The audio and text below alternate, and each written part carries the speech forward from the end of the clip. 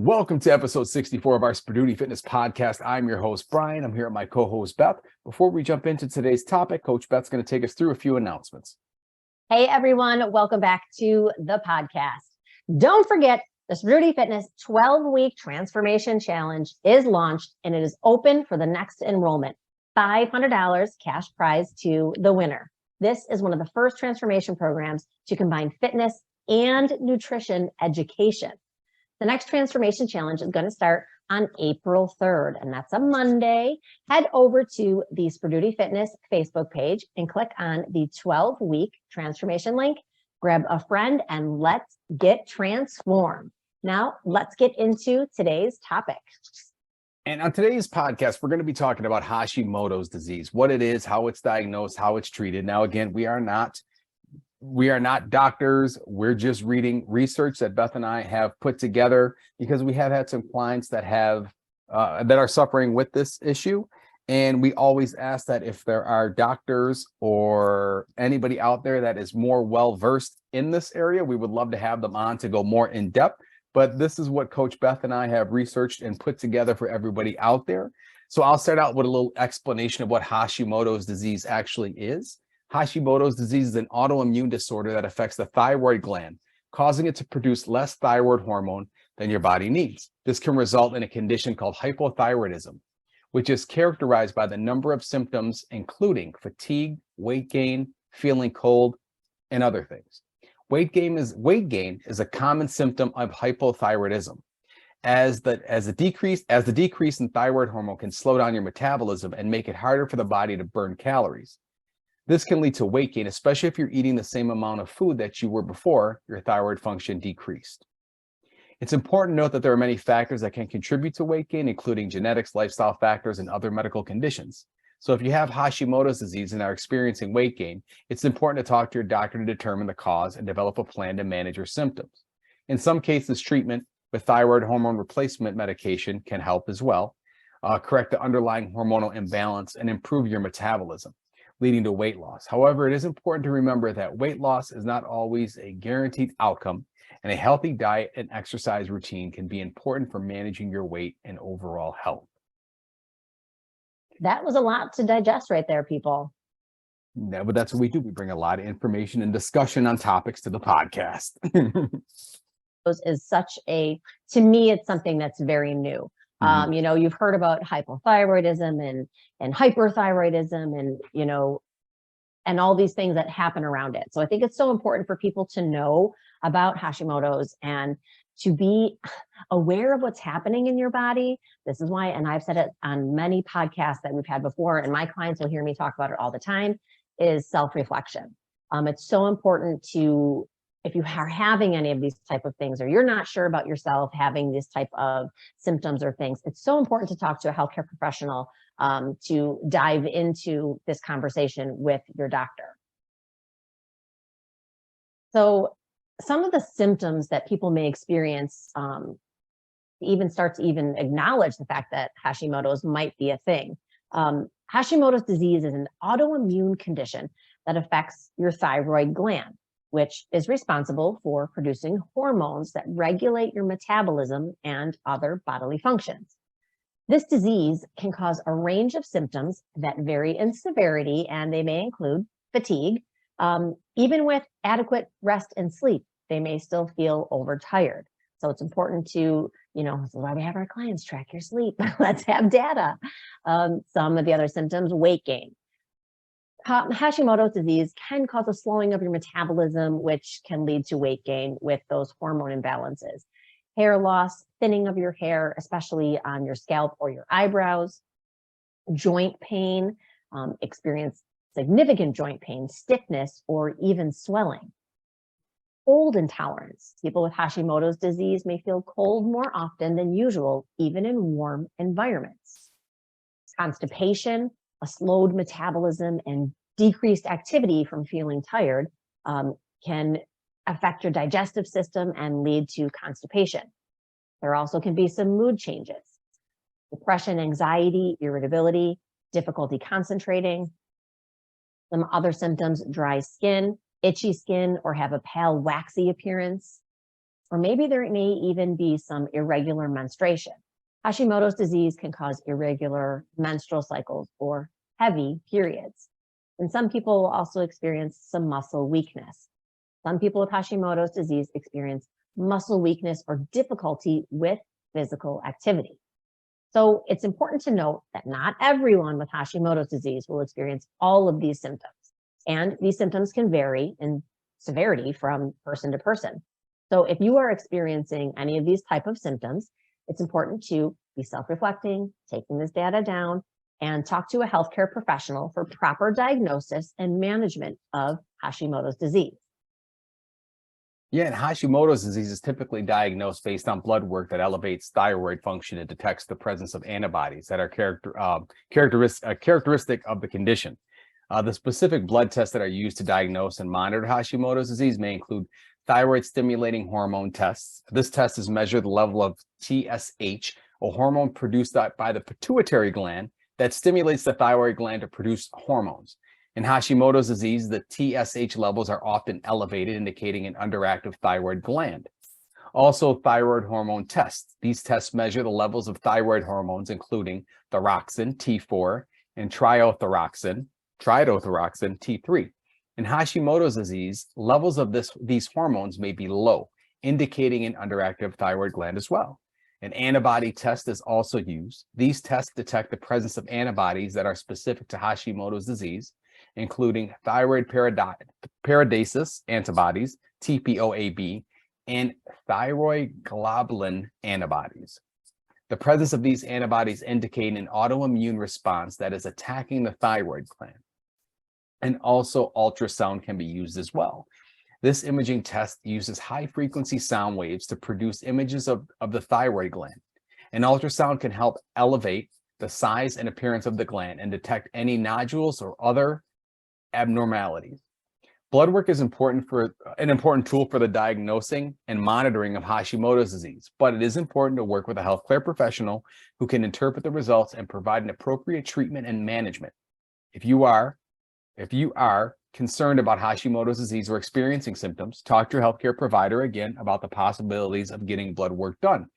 So the important part here is, if you are experiencing symptoms, what's the harm in asking your doctor to actually run some tests to see if you may have Hashimoto's disease? And that is huge. And again, like you say, self-reflection, self-diagnosis. Like I always say, like, we have the ability now to run self-diagnostic tests on ourselves to see what's going on. And that's how we can apply the proper strategies to help us monitor or cure or take care of any issues so we can move forward with a healthy life. Yes. And, it's also very important to know your primary physician can definitely run those type of tests for you. But it is very important to take that data to another step further, to really take a deeper dive. Yes, to some physicians, your blood work may look completely normal to an extent. So it's important to see a professional that works specifically with Hashimoto's, which would be an endocrinologist. An endocrinologist is a medical professional who specializes in the diagnosis and treatment of hormonal and metabolic disorders, including Hashimoto's. So if you have or have not been diagnosed with Hashimoto's or suspect that you may have the condition, it's important to take this data to an endocrinologist who can provide specialized care and management. Your endocrinologists have the expertise to evaluate thyroid function, diagnose Hashimoto's disease, and develop a comprehensive treatment plan tailored to your individual needs. This may include medication to regulate your thyroid function, regular monitoring of hormone levels, and management of any related conditions or symptoms. In addition to medical management, your endocrinologist may provide guidance on lifestyle factors that can affect Hashimoto's disease, such as your nutrition, exercise, and stress management. They may work in collaboration with other healthcare professionals, such as your nutrition coaches, nutritionists, psychologists, primary care physicians, whatever suits your type of approach to treatment. So make sure that you are looking to find an endocrinologist who specializes in Hashimoto's disease. You can ask for a referral from a primary care physician or use online resources to search for endocrinologists in your area. When you are selecting your endocrinologist, it is important to consider factors such as their experience and expertise in managing Hashimoto's disease, their communication style and approach to patient care, and their availability for appointments and follow-up care. So it's important, if you feel that you may have something going on and you've been working on your health and fitness and something just doesn't feel right and you know it in your gut, don't be afraid to tell your primary care physician that you want to go a step further. It's your life, it's your body. You got to put your foot down for yourself. Absolutely. And Hashimoto's disease is actually more common in women than men, with women being up to 8 times more likely to develop the condition. This is thought to be due to the combination of genetic, hormonal, and environmental factors. Women with Hashimoto's disease may experience a range of symptoms, including fatigue, weight gain, hair loss, depression, and anxiety. These symptoms can have a significant impact on daily life and may require treatment and management. Additionally, women with Hashimoto's disease may experience unique challenges related to reproductive health. The condition can affect menstrual cycle, fertility, pregnancy, and may increase the risk of miscarriages or premature delivery. Women with Hashimoto's disease who are planning to become pregnant or are already pregnant should work closely with a healthcare professional to manage their condition and ensure the best possible outcomes for both the mother and the baby. In addition to medical management, lifestyle factors such as nutrition, exercise, and stress management, see how that constantly comes into play, no matter what we're talking about? That's why we track it. May also be important for managing Hashimoto's disease in women. It is important for women with Hashimoto's disease to prioritize self-care and work with a healthcare professional to develop a comprehensive treatment plan that meets their individual's needs and goals. For sure. And I love the prioritize self-care. Prioritize self-care, not for selfishness, not for a day at the spa, but to prioritize self-care for your health is so important. And I guess another big question that comes up is, can someone lose weight if they have Hashimoto's disease? And one thing about Hashimoto's is that weight gain is a common symptom of the disease, but it is possible to lose weight with proper medical management and lifestyle changes. So here are a few tips that might help. Number one, working with a healthcare professional. It's important to work with a healthcare professional who specializes in thyroid disorders, such as an endocrinologist, to help manage the disease. They will monitor your thyroid function, adjust medications as needed, and provide guidance for weight loss strategies that are safe and effective. Eating a balanced diet. Hello, flexible nutrition. Eating a well-balanced diet that is rich in whole foods, fruits, vegetables, whole grains, lean proteins, healthy fats can help support weight loss and overall health. The basics, people, the basics. Some people with Hashimoto disease may benefit from avoiding certain foods, maybe gluten or dairy. They may trigger autoimmune responses. And that's something that you would have to fine tune with a endocrinologist. Managing stress. Chronic stress can contribute to weight gain and can have a negative impact on thyroid function. And this goes for everybody.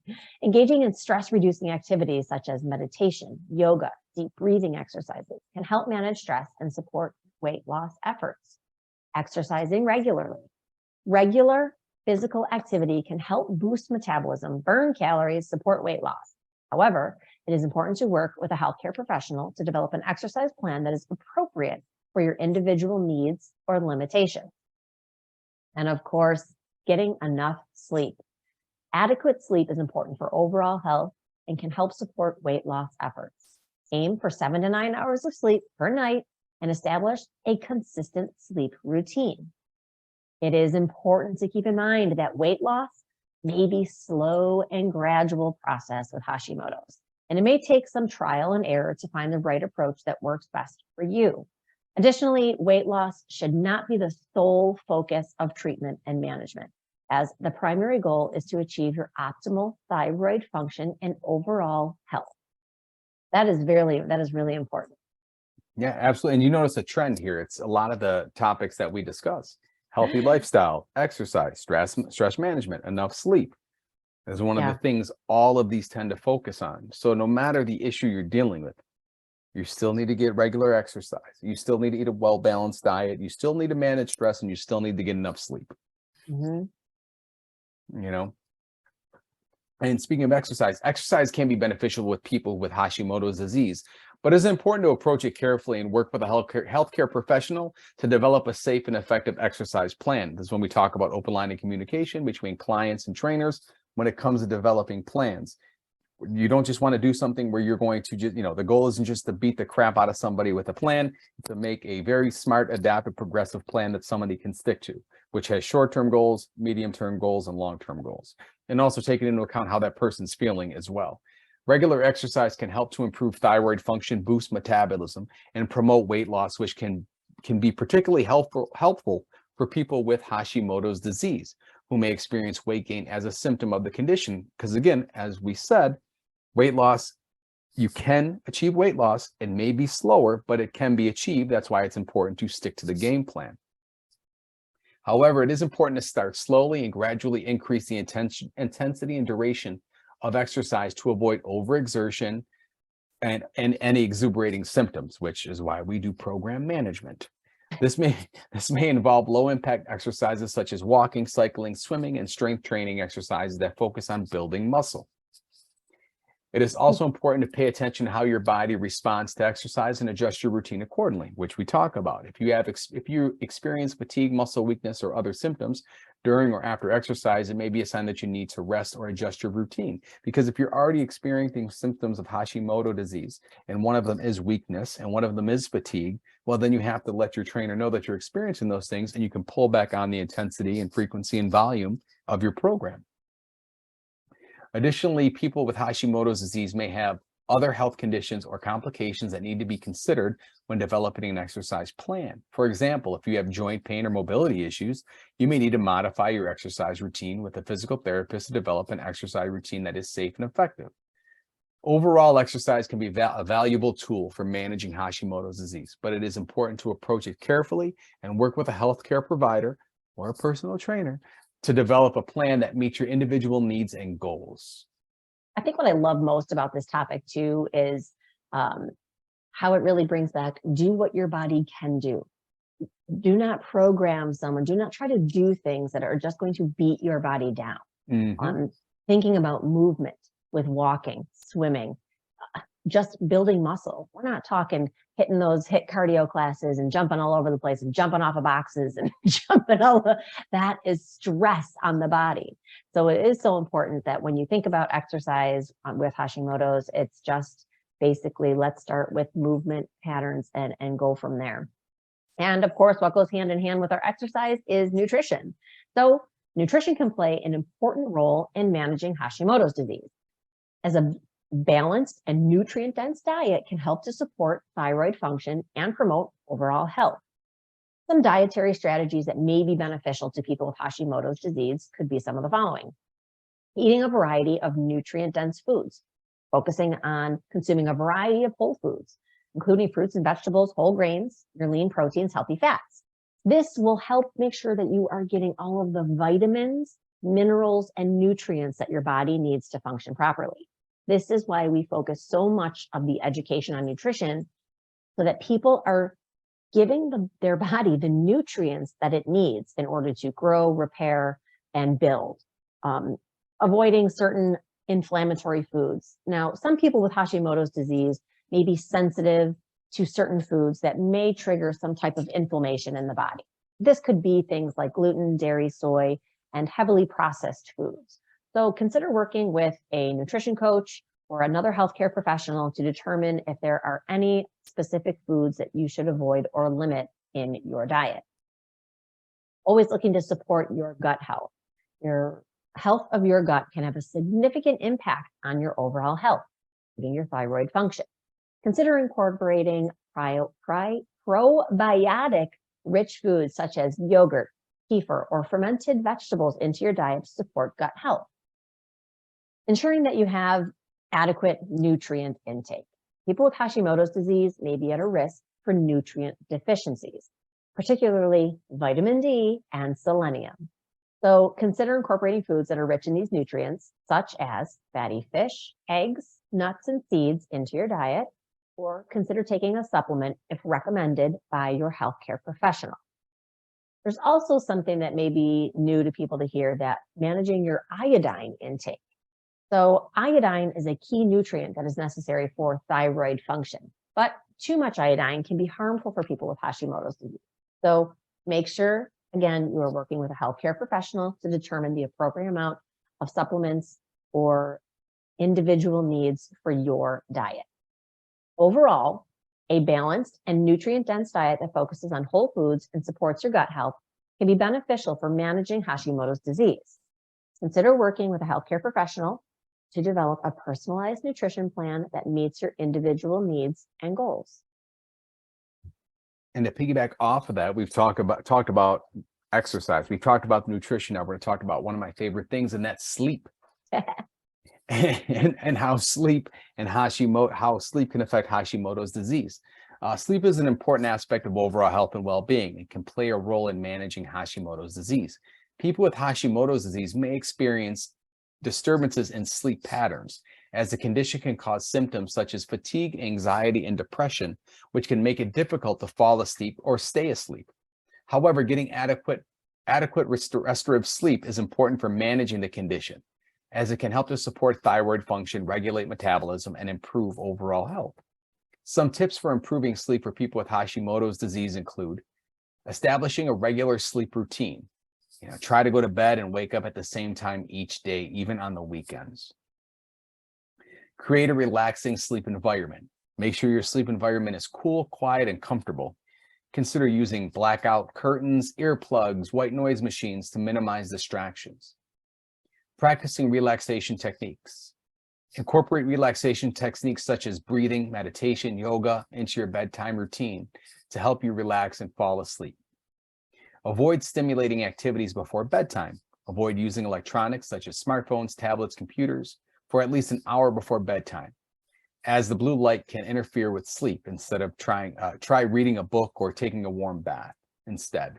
Addressing underlying medical conditions. If you're experiencing sleep disruptions due to other medical conditions such as sleep apnea or restless leg syndrome, talk to your healthcare professional about treatment for those options. In addition to these strategies, it's also important to work with a healthcare professional to help manage an underlying medical conditions or symptoms that may be contributing to your sleep disturbances.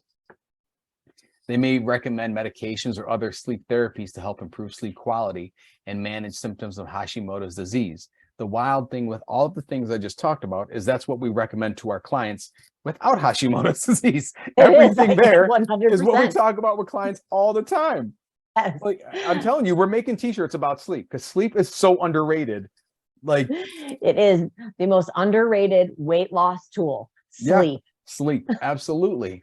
Absolutely. Because again, all those things are so, it's what that's really telling me is when we read these things, that sleep is super important to manage overall health and well-being. And when you're diagnosed with an issue, sleep is even more important to make sure that you're getting enough rest you need to help manage that condition as well. Yeah, that's when your body is repairing itself and taking care of everything that needs to be replenished, fixed, grown. That's when it happens. So if you are not giving that to your body, it's something you really need to work on. And we are not sleep specialists, but we do have a lot of strategies. So if you need to know some, hit us up. People then tend to ask, well, how do I live a healthy life with Hashimoto's disease? What do I do? Can it happen? Yes. Living a healthy life with Hashimoto's disease involves a combination of medical management, lifestyle changes, and self-care practices. So here are a few tips that will help. Work with a healthcare professional, someone that can specialize with thyroid disorders like an endocrinologist.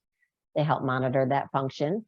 They'll give guidance on your lifestyle factors that can affect your thyroid function. Eating that balanced diet, well-balanced diet, whole foods, fruits, veggies, whole grains, lean proteins, healthy fats, all of those will help support overall health and thyroid function. Exercising regularly, get that body moving, make sure that you are not going crazy. Work with a professional to help find a great balance for your body to help develop an exercise plan that is appropriate for your individual needs and limitations. Managing your stress. That chronic stress can have a negative impact on thyroid function and overall health. So make sure that you are engaging in stress reducing activities, meditation, yoga, deep breathing exercises. They will help manage that stress and support your thyroid function. There are apps out there. There are things there are books, there are different strategies. There's so much out there. Google it, find it, do that bit of research. Getting enough sleep. Adequate sleep is important for overall health and can help support your thyroid function. Aim for 7 to 9 hours of sleep per night and establish a consistent sleep routine. Now, before you say, I can't sleep with it, what you do consistently over time is more important than the 1 or 2 times that you don't hit it. Think about what you do the most and keep building towards that. If you're only getting 4 nights a week of quality sleep, week by week, try to increase it. Are we looking for perfection? Nope, because nobody lives that way. But it is important to know that having that sleep prioritized for most of the time is more beneficial. Practice your self-care. Self-care practices, taking time out for your hobbies, spending time with loved ones, engaging in activities that bring joy and fulfillment. That can help to manage your stress and support your overall well-being. And staying informed. Keeping up to date on the latest research and treatment options for Hashimoto's can help you make informed decisions about your care and management. So, living a healthy life with Hashimoto's disease does require some commitment to self-care and management, but it is possible to maintain good health and good quality of life while you have the condition.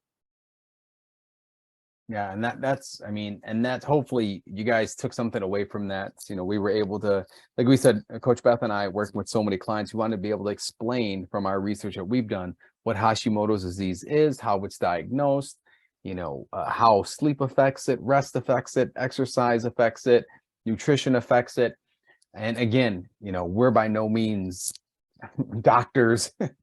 But if there's anyone in the field out there that would like to come on the podcast and talk a bit more about Hashimoto's disease and go a bit more in depth, we would love to hear from you. But these are topics that we hear from our clients that we want to address. So we try to do the best research we can to inform them or give them a little bit of information, on it to help them, live an overall, healthy life.